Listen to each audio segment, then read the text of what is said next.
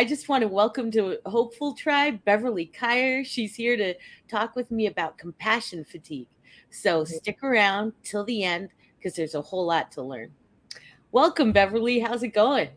It's going pretty good. I'm so grateful to still be here because we've been through some rough times, and I'm Mm-hmm. grateful to be on your program talking about this subject that I am to the utmost passionate about.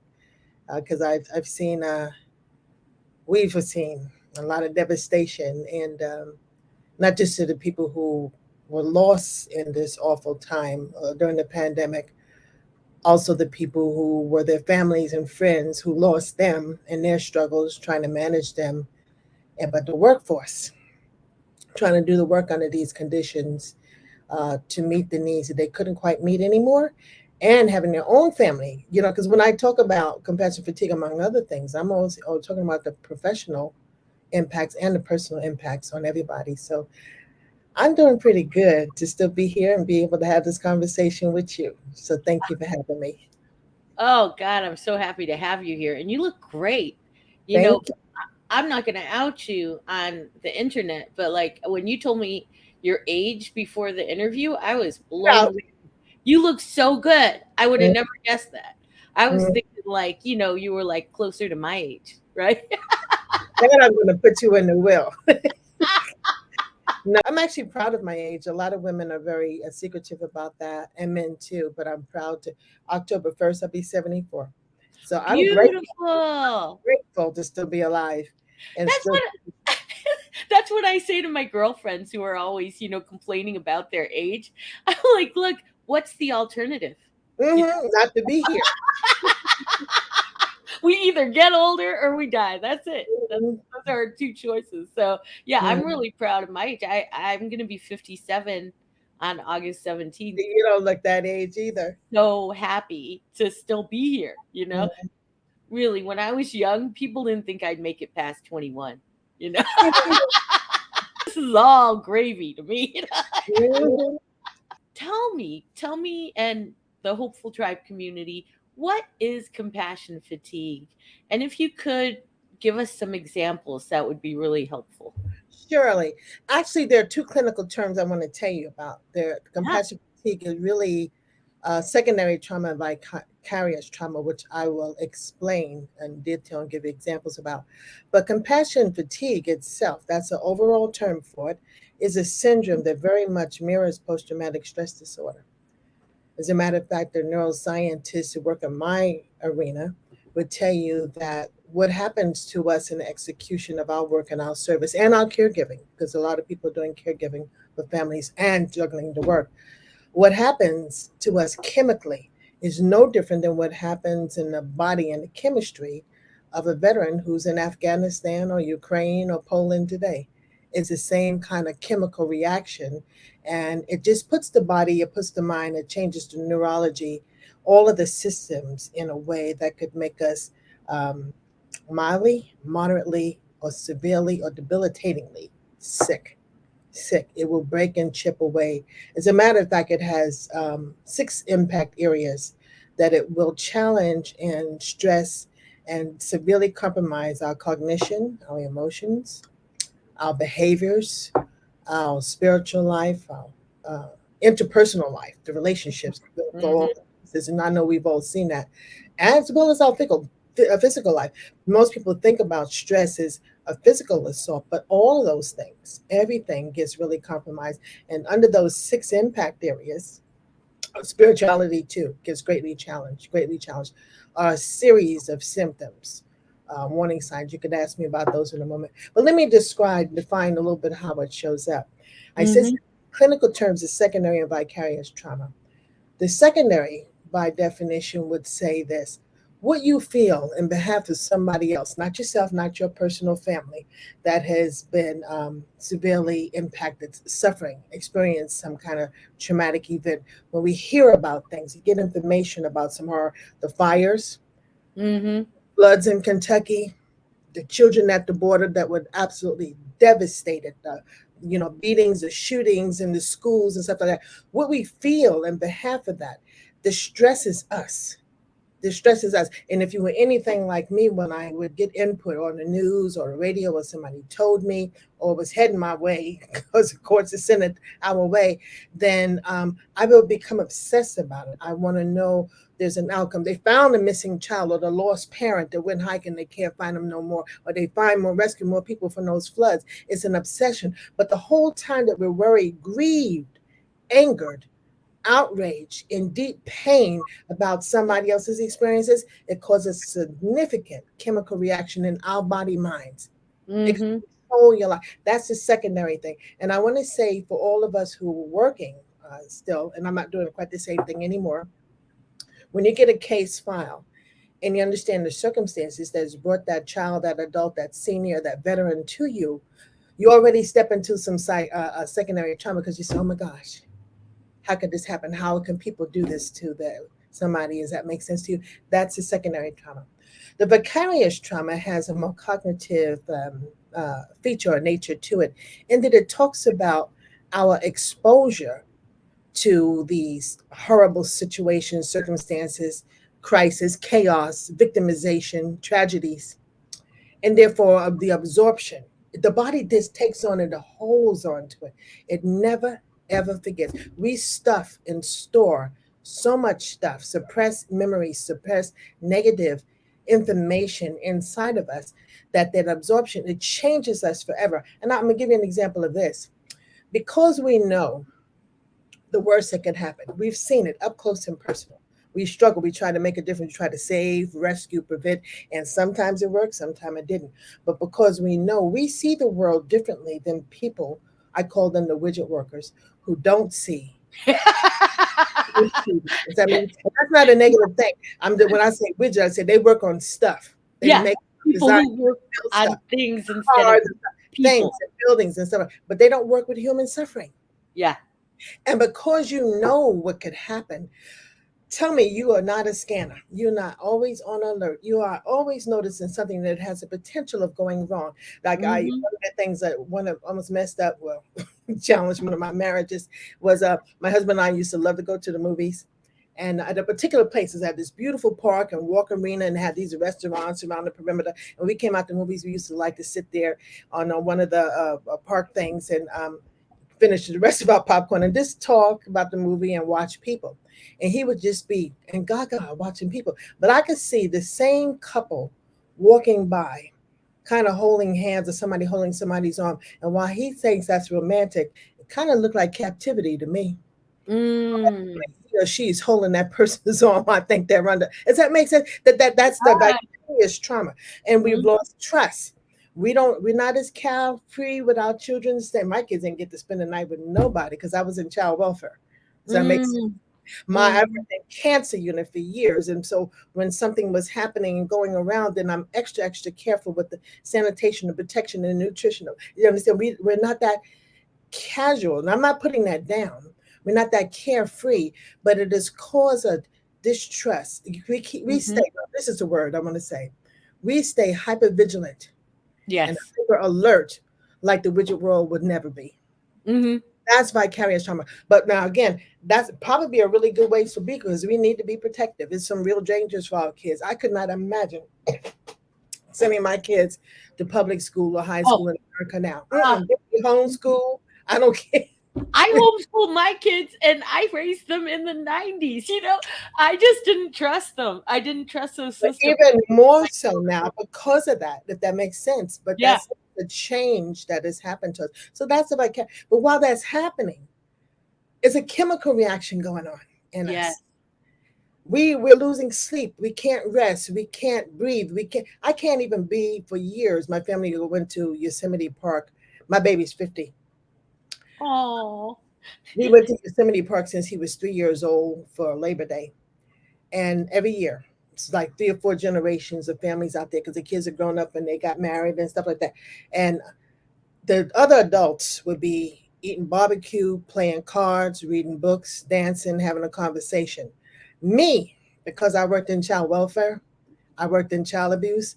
Every time the children squeal on a water slide, I'm jumping because I think somebody will snap. Mm. I couldn't even be there and just Be a part of the festivities at the wedding, at the cookout, at the birthday party, at whatever, at church.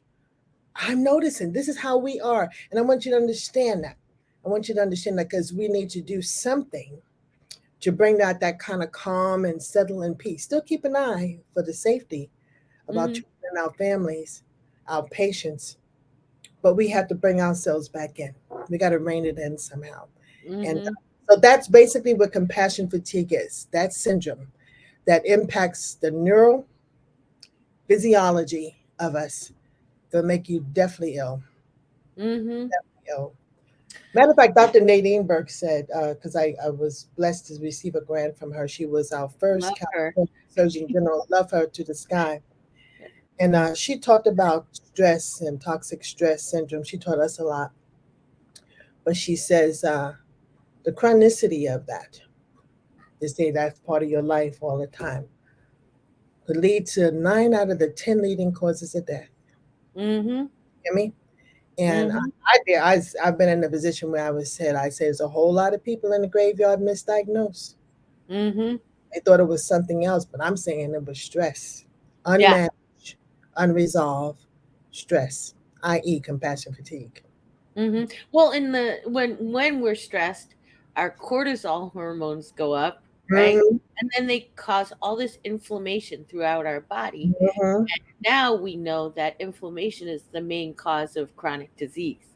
It's So a it basically harbinger. causes everything, like heart That's the problems, list of weeds in diabetes, that. Yes. obesity, all the problems, right? Mhm. And we need to stop pretending in this country like, oh, some things are just medical problems, and address the mental health components, so Mhm. that people can actually get helped and not just medicated, you know. Yeah. And you understand too, you just nailed on something when you talk about just why do people not comply with the medical protocol?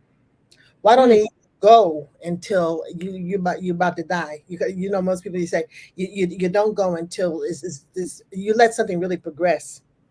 You get to the doctor and they ask you what are your symptoms, and you can't really even explain what's going on. It's here. It's here. It is mental wellness that is needed mhm. for us to be able to do what we need to do. I say, and I know you a little bit to know that you know everything you need to do to take care of yourself. You know everything to eat and not to eat, and Mhm. just not to drink. But do we do it? Right. I And got I'm to tell you, part of why I'm self-employed now is that I noticed when I was working full time in the field, out in community mental health, I could not consistently care for myself. hmm I just couldn't. So I work for myself today because it's the only way I can get enough rest and have time to prep my food and, take proper care of myself.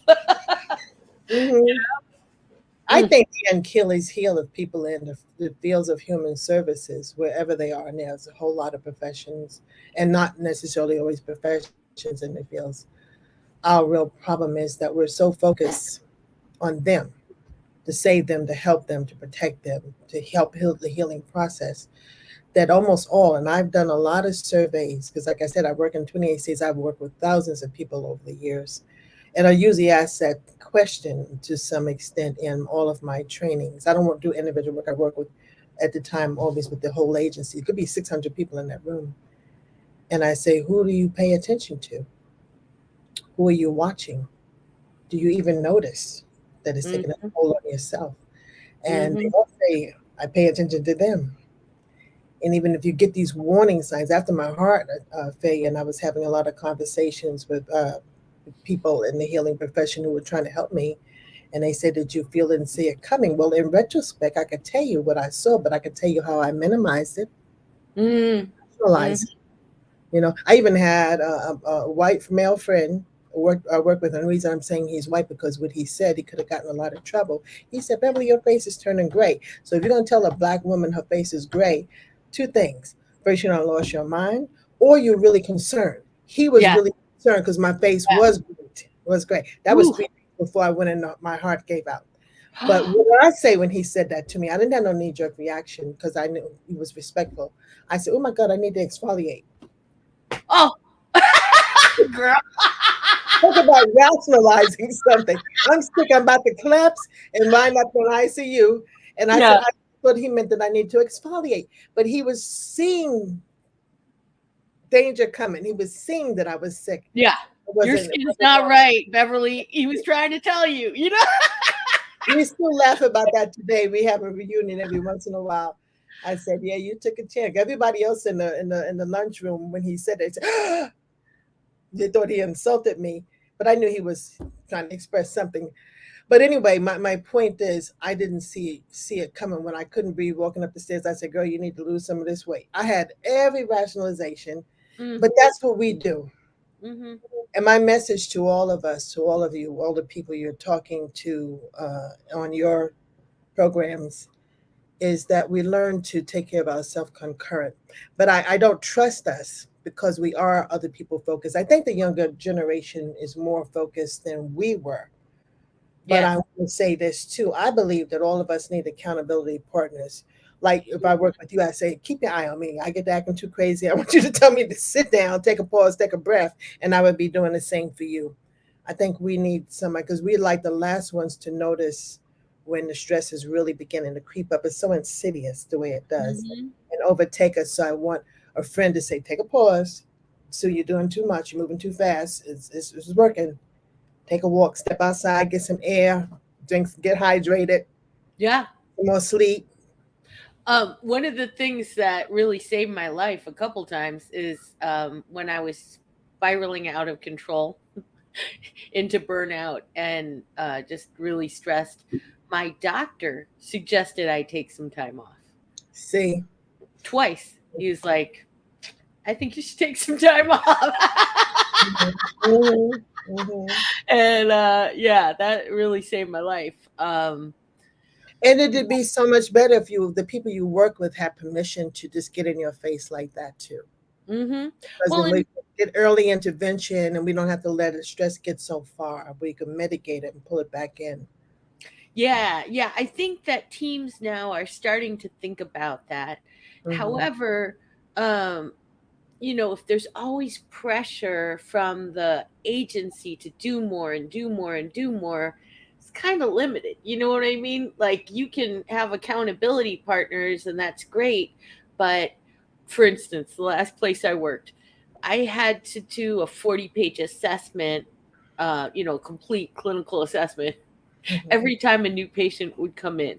And it was a crisis facility. So new people were coming in every All day, the time. Hmm. right? And then I had a whole caseload that was already there that I had to do paperwork for. But there was a 24-hour deadline on all paperwork. Hmm. And so I was just constantly like trying to keep up with the load of paperwork. Hmm. And it didn't really matter if my friends said, "Oh, did you hydrate today? Did you take a Hmm. break today?" Because Hmm. probably I wasn't going to have time. Hmm. Hmm. Hmm. So I really think, like, yes, let's help each other, and I think the agencies need The to take some agencies need to do a lot of things. responsibility, Yeah. for the wellness of their employees. Mhm. Well, I think this is difficult as things now. This is an opportunity to make a lot of changes.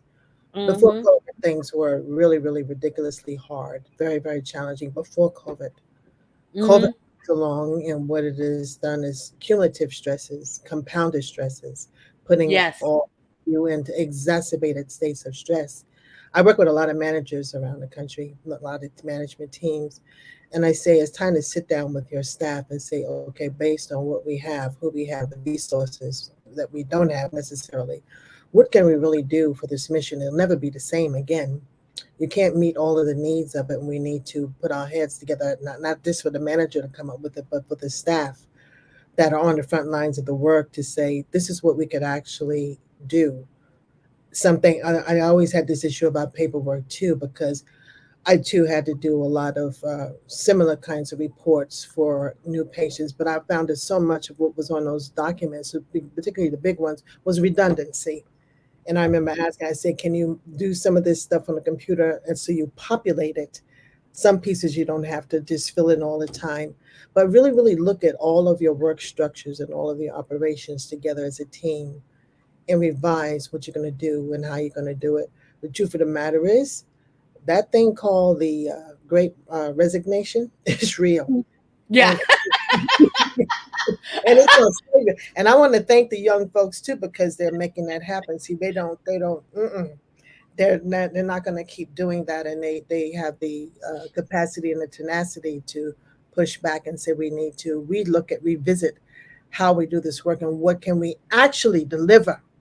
It's not, Mm-hmm. you know, and so that needs to happen on a large scale. I think people need to not just be subjugated to how the agency run, but help the agency see that we need Hmm. to redesign the whole thing, Yeah. whole thing. Because it's really short sighted, to just It is. treat people as if they're disposable, you And know. that's what people feel too. Yeah. That's And you're their. going to run out of people.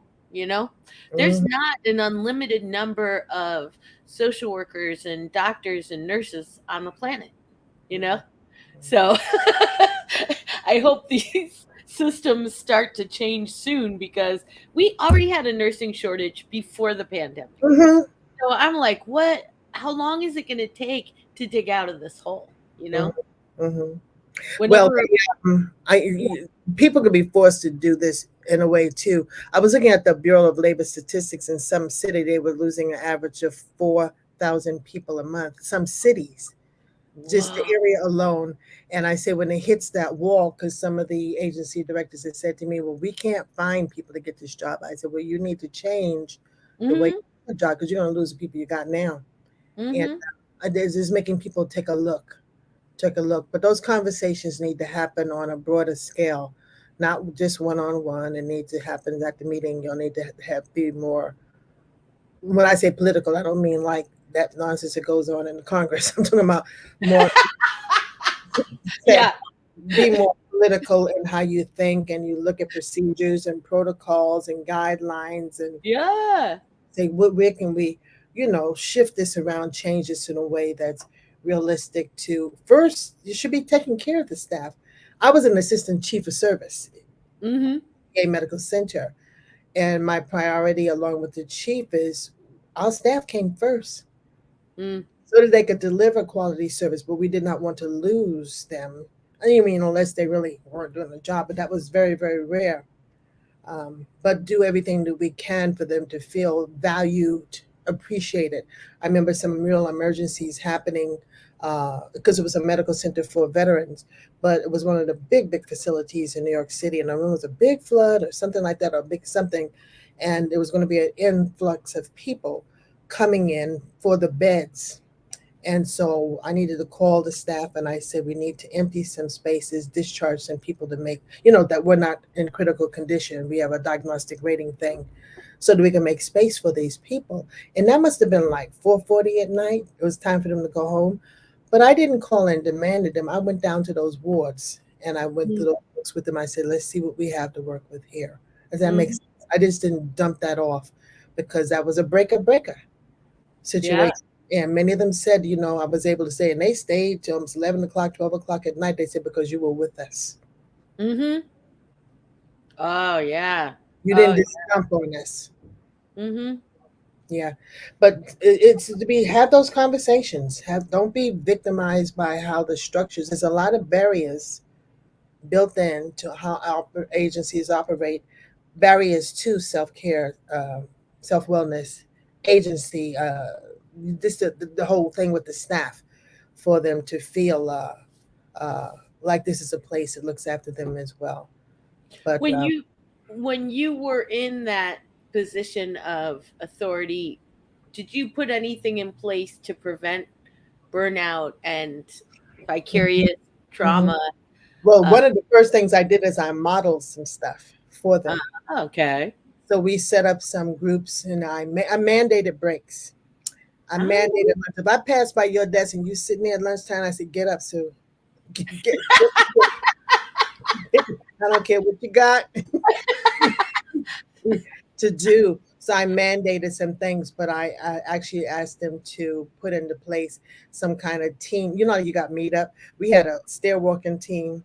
We had people who walked over to the park. We had games in the atrium. We had this, that, and the other. We had book clubs and stuff like that. We just did things. We had shifts in work. Some people who had such a backlog of documentation.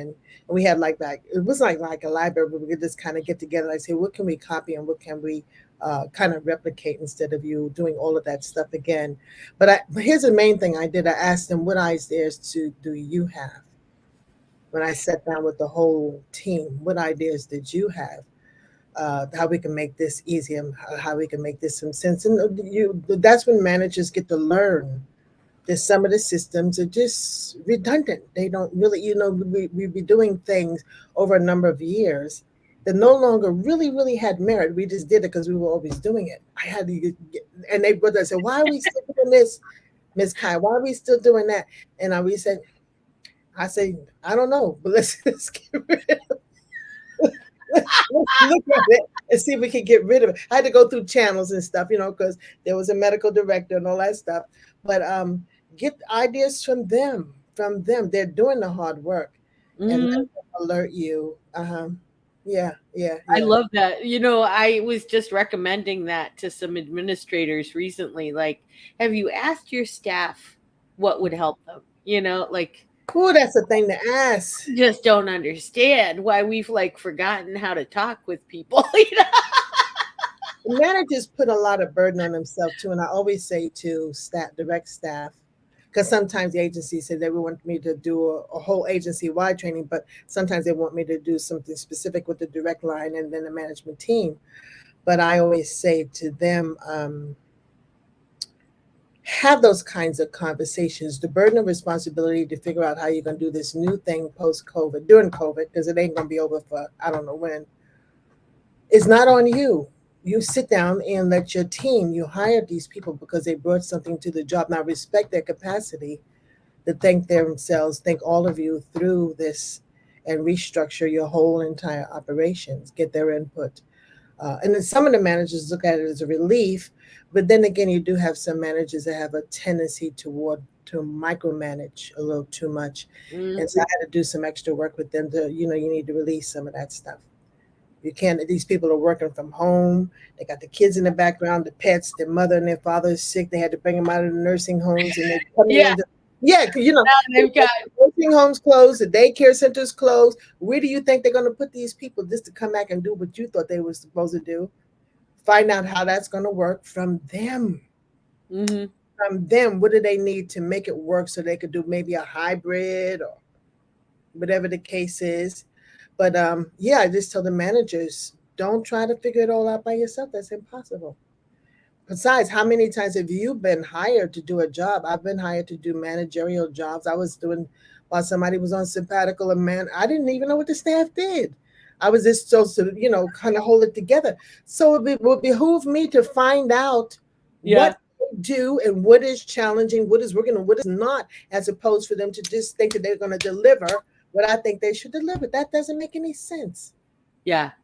But we mean, that's my point. I know I'm fussing, but Oh whew, no, I love it. I love it. I love that you're so passionate about it. Like, it's really important stuff. We're talking about people's lives here. And mm-hmm. not just the people we serve, but the nurses, the doctors, the social workers, all the people doing the care. I've had friends die in their 40s because they were just run into the ground, you know? I've worked in cancer and leukemia with the children first. That was my first Mm, job after my master's. So I worked with hematologists and oncologists and respiratory therapists and everybody else. And then I worked at the VA after I left Operation Outreach for 11 years in the VA.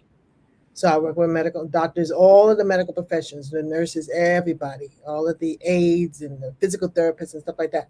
And I'm going to tell you the honest God truth. I was shocked the first time I saw people who were 30 and 40 years old drop dead of a stroke or a heart attack. mm-hmm.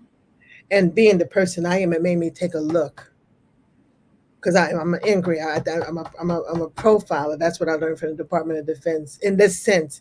that I want to know how does that happen. Find out that some of those people used to hike, they would go run, Mhm. part of the exercise. They were not necessarily smokers, Mhm. go weekend drinking. Stress killed them. Mhm. The stress, the demand of the work, the thankless work, the pressure, the relentless influx of new patients, new clients. Uh, that's what got them, and that's it's part of what launched me on this mission to teach people the importance of taking care of yourself concurrent with your service. Matter of fact, to prioritize yourself over your service, not to sacrifice yourself to do what you do, but to increase yourself while you're doing it so that you're serving people out of your overflow, and never confuse having a career with having a life. Your career is what you do, your life is who you are. And many of us got that all mixed up, and I was one of them people because I you understand? I over identify with that, but you gotta, and that also makes it very difficult for you to ask for help when you think you're supposed to be all of that for everybody. Oh yeah. You Oh, would never ask for help. I saw it reinforced in the agencies I'd work for. People would have this kind of attitude of like bravado about having to work so much. Mhm. They're like, ah, I'm It's a fine. badge of honor. It's a badge of honor. And then, like in the '90s, they started giving lip service to self care, but only the people who worked too much got promoted.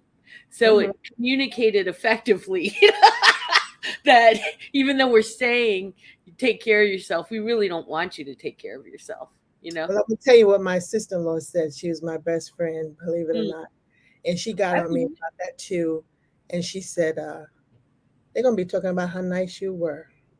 She never cussed, but she cut you deep like that. She said, "You keep on working like that because they expect you to deliver and they're giving you awards. They're going to be talking about how nice Mhm. you were. And I'm a little overweight now, but I will lose weight to wear that black dress to your funeral. Keep it up." That's what she said. Oh, that's a real friend. That's a She real woke me up. She said, woo. how nice you were. Yeah. And that was her wake up call to me. Mhm. Uh, no, overall, with the staff, we got to work against the low morale that all of this stuff that you're talking about creates. Low Mm. motivation, the obsession with details that we can kind of fall into, the apathy that could happen. That when we throw up that wall, we can't do another thing, can't let anything penetrate that wall and make us more distressed than we already. The emotional exhaustion, which I say is worse than physical exhaustion. Oh, Those mornings you wake up and you can't even face the day. mm-mm. Are we there? Aren't we there? The high absenteeism, all the staff conflicts, the tension, all of that's created out of this kind of stuff. So managers, ooh, mm, we got to What do this. do you say to the managers when they have a lot of staff who are burnt out and just barely showing up? Mhm. What do you I'm recommend? going to say throw a party first, Ah, I and then like sit that. down. Throw a I'm gonna say, party. throw Okay. a party first, and then sit down and have a grounding exercise, and let people give them permission to tell you where they are, not about the job, but what they're feeling, what they're going through. See, I got 3 prescriptions. My Mm, my 3 R's. This is my prescriptions. I share this all the time, and I'm putting this in the third book. I love it. Release, reboot, and recharge. Release, reboot, and recharge. The release is you give your staff an opportunity to say where they are in the moment, what's going on for them. It could be the dog, the pets. I'm upset. I can't sleep. I'm nervous. I'm shook up. That thing that happened told me, but not about the stuff. To stay with where they are.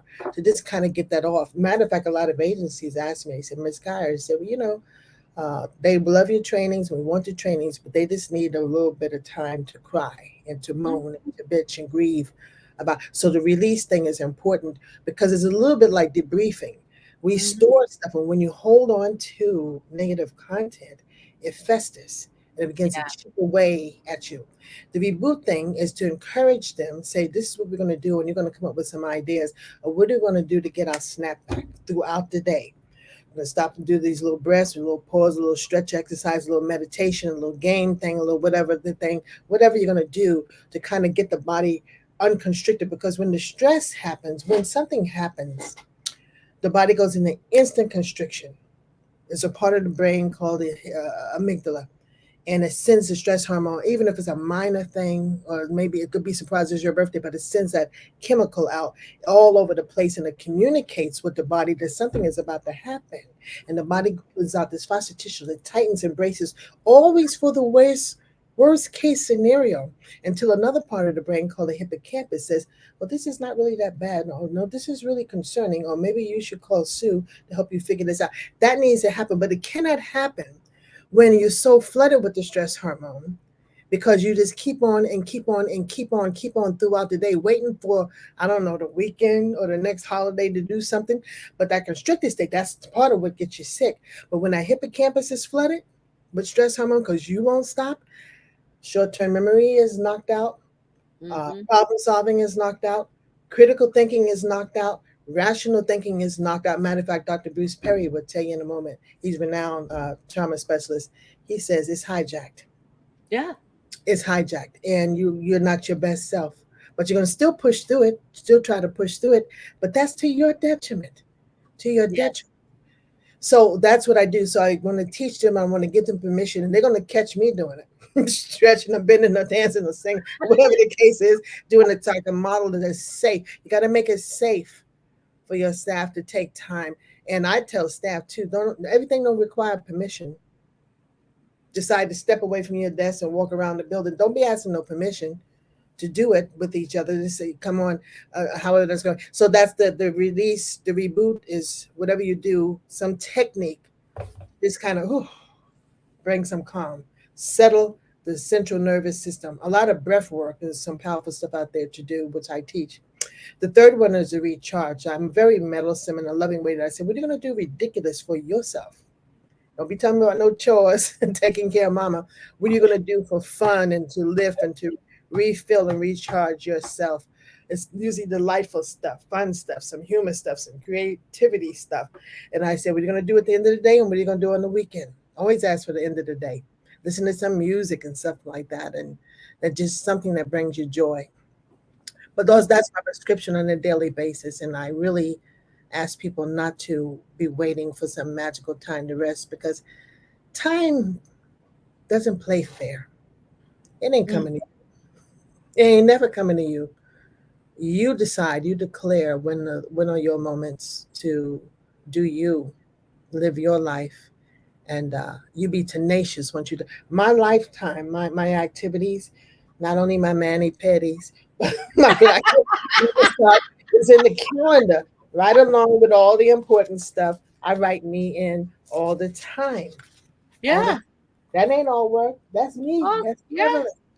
This put and be and then somebody try to no, I'm not available. I Mhm. love you, but go away. Not, I started doing that about a year and a half ago. I started putting when I quit my last nonprofit job. I said, you know what? I'm going to create a new structure for myself. Even though I'm starting this new business and there's a lot to do, I'm going to make sure that I have on my calendar all the things I need to stay well. And mm-hmm, it's really worked beautifully because it's on there and I'm super responsible, really hyper responsible. So mm-hmm. if it's on my calendar, I do it, right? That's right. That's the way you treat it. I mean, I ran a corporation. I'm just shutting down for the first time now, but I've been running a corporation since 2004 that I built. But I learned after I got sick to put me in there on that list of things that I do, and that's what I hope that everybody does. The work is going to always be there. Like you said, you've got an overload of paperwork, and you Hmm. always will. If you could ever catch up, I would say go ahead and push, but we never have and never will catch up. So step away. Yeah, there's There's enough- every year it seems like they add more paperwork. There's just yeah. no escaping it. And it took until this last job I had before I realized that those clinicians who were just constantly late on their paperwork, they were doing it the right way. You Mhm. know, they were thinking about themselves more than the organization. That's what we got to learn from. And as a person who's older, In my Mm-hmm. latter years of sporadically working, I would ask the younger folks, how do you do that? How are you managing that? We need to learn from people who got it right for your sustainability. My Mm-hmm. conditioning from a very young person is my father's work ethic, and that was very, very useful for many, many years. But that was not useful once my heart said, I'm done. Yeah, it's not a great long-term lifestyle, you know? It's not a great Not long-term lifestyle. sustainable. It's not sustainable, sir. No, it's not. It's not. Mm. Mhm. What would you say to the individuals who are working in healthcare? Like, what can they do personally, even if their organization is like behind the times and doesn't really care how they're doing? Well, there's a few things I wanted to say, but so much of what will happen outside of work. But for the inside of work, I want the work will cause you to have those kinds of conflicts. The work could make it perceived that some people are not stepping up and doing as much, and it could seem like it's unfair. I want you to push past that and work toward better teamwork. I mean, really, really doing that, because if you do with teamwork, you could change the entire environment of the workplace. It's going to be hard, but when you're working together, having each other's back, helping out each other, pitching in when you can from here to here, and then still deciding to take your time out. When COVID was really, really bad in New York City, that was the epicenter. It hit a lot of other places too, but I was very focused. I'm originally from New York, so I knew a lot of the facilities. I had did these little meditation and visualization little clips for about 5 minutes, 7 minutes, where I just take people on a trip and see this, the redwoods, the waterfalls, the this and the sounds, and just kind of really take them, give them the visualization, and let them feel it. And I just said, put this on, step into the hall, step into the stairwell, and just take 5 minutes and decompress Mm. press with each other. So you can encourage to do that. Incidentally, I built the online campus, and a lot of that stuff will be there. I'll tell you in a moment about that. But a lot of that stuff is on YouTube, and you could just sometimes I just take a link from a beautiful waterfall with beautiful music in the background, or redwoods, or a beach, or a lake, or something like that, and I put the link in a chat and I send it to you, and I say, Sue, check it out. Yeah.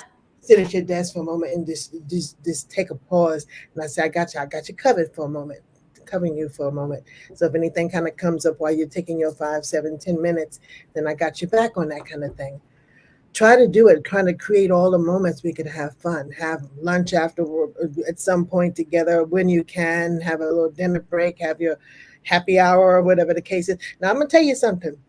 COVID made me more social than I was prior to COVID, because while people are really distressed about using the Zoom or whatever systems you streamline to do the work all the time, I said use it twice as much to play. Girl, I'll be having cocktail parties, coffee chat sessions, tea chat sessions.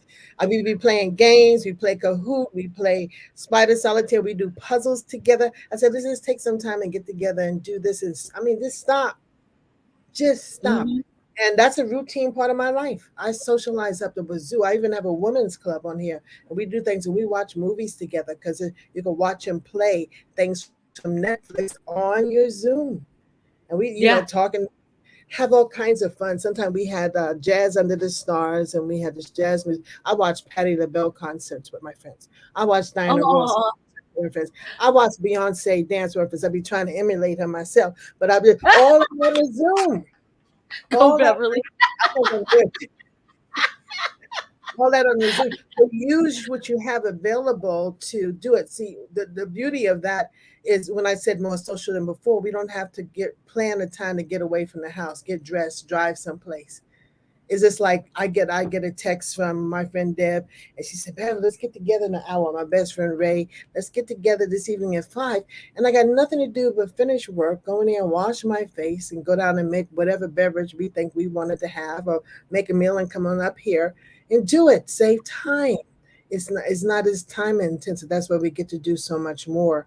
But think about that. The medical team should do everything you can. Now here's the thing.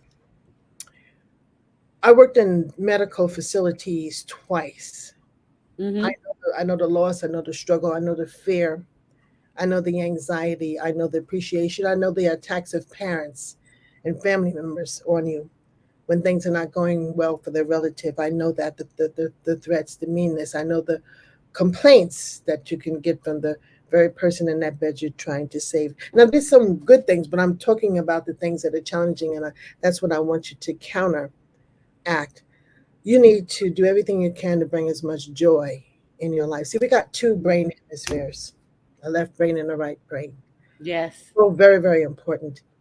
The left brain is your logic, your reasoning, your math, your oral expression, expressive language, and stuff like that. And it serves a good purpose. Many of us, and I think because of schools since I was a kid in the 50s, uh, took the things like the arts and the music and stuff out of school. But I had a healthy balance of both. But most people operate in that. The schools have taught in that. And when you're operating just in your left brain, well, you're always kind of like problem solving, analyzing, figuring stuff out. That's a very different chemistry. It's okay, it's important, but that's not the good chemistry. See, the right brain is the good chemistry. That's your endorphins, your dopamines, your serotonins, uh, Mm-hmm. the oxy, the legal word. Let me get it right. It's over there. That chemistry, and see that lifts you, that brings you up, that makes you see possibilities when things seem impossible, that lets you think outside the box. When you hit the freaking wall, you can say, "Well, what's the next best thing?" And that comes from infusing yourself with art and creativity and making stuff and designing stuff and good books and lots of humor and beautiful music and dance and beautiful pictures and beautiful imagery and love and affection and stuff like that. That's a different chemistry. And so you need to infuse your life, bring that into your life. As a matter of fact, surround yourself with the people in your life that lift you. See, there's always going to be the people who need you. They're going to pull you down and drain you a little bit. A Mm-hmm. lot. Does that make sense? I love them, but they in the balcony of my life. You ever been in the theater, the balcony? There's Yeah. way up there. Does that make way up there? And I had to make an appointment with myself to see that. But the other people who are spontaneous and they're fun and they're joyful, they're in the orchestra of my life. They're up close and personal. They have access to me all the time. Does that make sense? So you Makes want so to have much these sense. kind of peoples in your life. I got ridiculous friends. I need that. I Yes. need that to counteract the things that you face that are kind of dark, or at least Mm-hmm. has you in a state of that. What I say about that hyper vigilance, that hyper alert, that hyper anticipation that something else is going to go wrong. So you want that other chemistry from the right brain overflowing, the negative chemistry, just to put you in a better place. And that's a real good lesson. I'm a neurophysiologist wannabe. That's my science.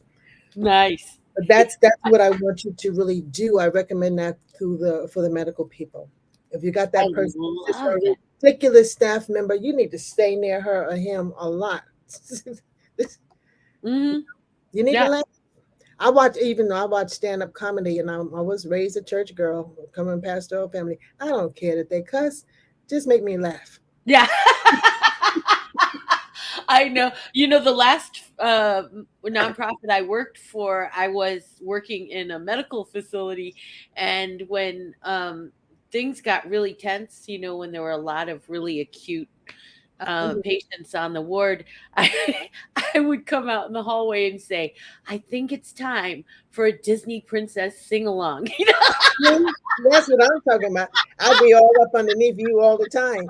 That's what I'm talking about. And the patients, like, it seemed like the more disturbed they were, the more they got into it. They loved it too. And everybody had more fun. Like, it's so important in those kind of, life and death kind of settings to, Mhm. you know, maintain some joy. Some silliness. I mean, this is not the same as a hospital, but I was a consultant at a high school for 9 years with traumatized kids. So I was really Mhm. with traumatized teachers, and the principal and we decided to put on the show for the kids. We were ridiculous. We did too much, and they just laughed and laughed and laughed and laughed to see us. It kind of leveled the playing field, and it was respectful. It was borderline tasteful, but it was just they needed to laugh. And They and and kids love that when watching Well, the they adults find in us their lives. humanize ourselves. Mhm.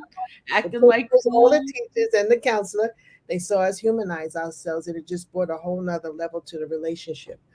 But yeah, do that silly stuff. And working with the children with cancer and leukemia, I used to bring in Mm, pet therapy. We mm, brought in clowns that looked not so scary and fun. And we would put on have people who came in who sang and read stories and did fun things. And sometimes we would just act a fool um, mm, in their rooms to just bring them some levity, some laughter to them and the parents, because the parents, whether they may have been in the state of utter terror about the prospect of losing their children to a terminal illness, mm, but when they saw their children laughing and smiling, it mhm, gave them something. My thing is, if we can't give them the absolute assurance of long life, we can make the best out of the time that we have. mhm, That's an important thing to do. Mhm. And mm. then it makes us feel a little better. I could go home feeling like we gave them something. So I'm saying that to all of your medical folks that you work with. You could go home feeling like you gave them something, you lifted them. Mhm. Mhm. Um, Tell me a little bit more about your online campus. How do people Yes, get there? How do they sign up? Tell me about that. it's supposed to be launched at the end of August. I hired a Ooh, architect team. it's brand new. Yeah, it's brand new. Now I have a website, and that's going to go down. And this new thing is going up toward the end of the August. And so I set it up to do two things. I wanted agencies and individuals to have on demand trainings. All of the trainings I've ever done, grief and loss, impact of trauma, working with adults with trauma history, the compassion fatigue stuff, the ACEs stuff, ACEs stuff, Mhm. all of the trainings that I have done are on there, and it's going to be on there. And you could buy a package for your agency, or go on there as yours. But my main thing is for you to be able to go on when you have time. Yeah. That's what on demand means. Now some of the trainings will be live, but most of them, all of them, will be videotape for your Mm. convenience. BeverlyKyer.com is my website. Mhm. Beverly@beverlykyer.com is my email. And you could ask my executive assistant when that thing is fully launched, so you can learn about it. And if you put your contact information on the current website, then you'll automatically get a notification when it is launched. Not only will it be trainings, there's going to be treatments on there, because I wanted this for all of my medical team folks. Oh, that's so great. Yeah, to get on there and get a visualization, or get a little mindfulness exercise, or Oh, nice. funny. I want you to see waterfalls and trees and redwoods and beaches and land. They're live and they're moving, and it is beautiful Wow. soft music behind it. I wonder, now there's going to be those paid trainings, but there's also going to be a membership which gives you access to a lot of stuff, a lot of freebies in a membership. I broadcasted similar to what you do, but my your stuff is better. But I broadcasted like You're sweet. 28 episodes of all kinds of subjects related to what we do, how we live, Oh, what that's COVID great. is in our lives. It could be stuff about anxiety, or depression, how to overcome that, and how to survive the holidays. And there's all kinds of subjects. And that will be available to you. And all of those are going to be free. My book, I got a reading library on there, a unit just for leadership, little units just for direct staff. Is a lot going to be on there. And I got a wonderful manager to take over the management, sort of like she's a college director kind of person. And she'll be adding more stuff, and we'll kind of keep it fresh for you. But yeah, so that's on the way. That's on the way for you. Yeah. No, Have that's in the so field. Yeah. great. And and like that'll also reduce the impact on you, right? Like you won't have to run around anymore. There's not enough time on my calendar. Among the people that I work with human trafficking. I work with the Immigration Bureau. Uh, Human trafficking alone work is in 19 states, and they wanted their staff to have an hour just to kind of decompress with me. Each team in the 19 states, there's no calendar to accommodate that. That's part of my thinking, that I could reach. I work in a lot of reservations. I can't get, there was hours years ago to get yeah. out of those places, and they don't have the access to the trainings. And I wanted all of the folks to have that availability. I work with law enforcement. I work with, like I said, immigration, all child and welfare services, family services, um, the legal justice counsel. I work with judges and lawyers and advocates and CASA workers. Um, the whole scope of human service, teachers, and did I say teachers? Yeah. They become the first line of defense. With Right. trauma and with all these shootings going on, they're a wreck. They're a walking wreck. Mm. And so I wanted all of them to have the access to those kinds of services, treatments, and trainings for Thank them. you for doing all of this amazing work over the course of your career. It really makes a big difference, you know. It's been a delight for me. And I love doing this kind of thing. So, oh, one other thing, I What? train people to be compassion fatigue, certified compassion fatigue specialists. Cool. Because I think every agency needs to have three or four people on the agency Mm. specializing in the trauma to help the staff. Yes. See it coming to head it off for early intervention before your staff really gets overstressed.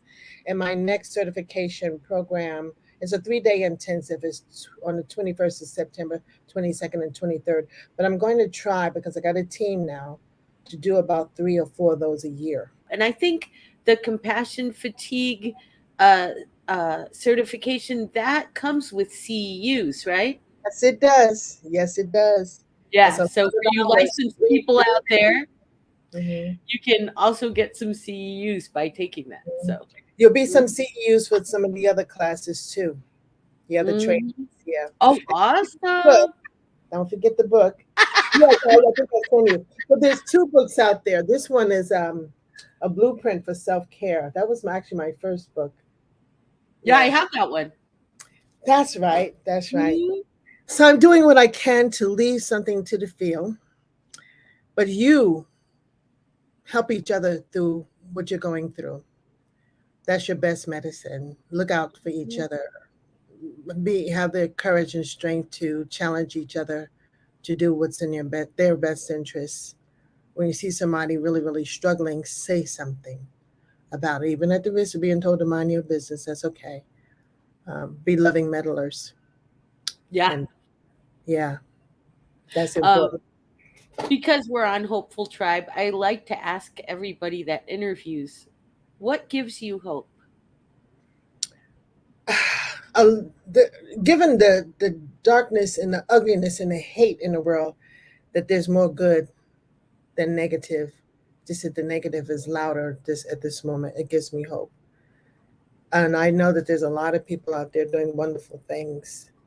They're trying to help. Sometimes I look at YouTube and I turn on acts of kindness. I type that. Hmm. I just watch all kind of people do wonderful, wonderful things to across his age, across his race, across his ethnic groups, across his genders. That gives me hope. My faith gives me hope. Mm, We're given this to do, and then equipped to do it. And yeah. so, yeah, that gives me hope. Um, but I believe that in time things will get better because people are determined to make it. I really appreciate the younger people now because they are determined to change things for the better. And I'm just hopeful about that too. So, Yeah. Yeah. mhm. The young people really make me think it's all going to be okay, you know, Yeah. in the long run. Right now, scary. But That's a conversation all by itself, Sue. It is. right? Maybe we'll have to do a part 2. It's a serious conversation because one of the things I believe that is important, like I said, release. That people need to talk about those things that are upsetting because they're here. There's cuts, there's injuries against a lot of groups, all groups of people, and they just need to talk about it and express it and feel free to do that. No judgment, and then we could talk about, well, what do you do in spite of that? Mhm. Yeah, Mhm. to help I the heal. love that. Hmm. You know, maybe we should do a weekly or monthly podcast where we do talk about releasing, rebooting and recharging, you All know? day long. That's my subject. That's my And medicine. we could just do it live so that, other healthcare workers could come on and like talk to us and ask questions about how do you do this, you know? That Hmm. would be fun. Yeah, we could all share ideas of how do you release. There's different ways of doing it, Yeah. different ways of rebooting, lots of ways of rebooting. People got a ton of a repertoire full of things, and then the things to do to recharge. I think the COVID also knocked the creativity out of a lot of people. They were so shook up with the total dismantling of their lives that they needed a recommendation. What do you do with the kids? We have to say no all the time. How do you replicate this so that they can still have fun? How do you add some sensory stimulation to them when they're just feeling so deprived of everything? They're depressed and stuff like that. What are you doing when you're taking care of mom and dad and feel guilty because you can't do as much as you used to do? And yeah, that would be a great idea. I really like that idea. Yeah, I think it could be fun. I think it could be really fun.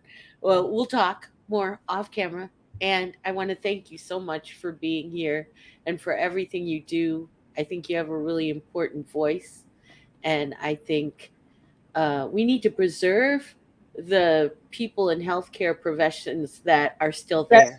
Especially, especially.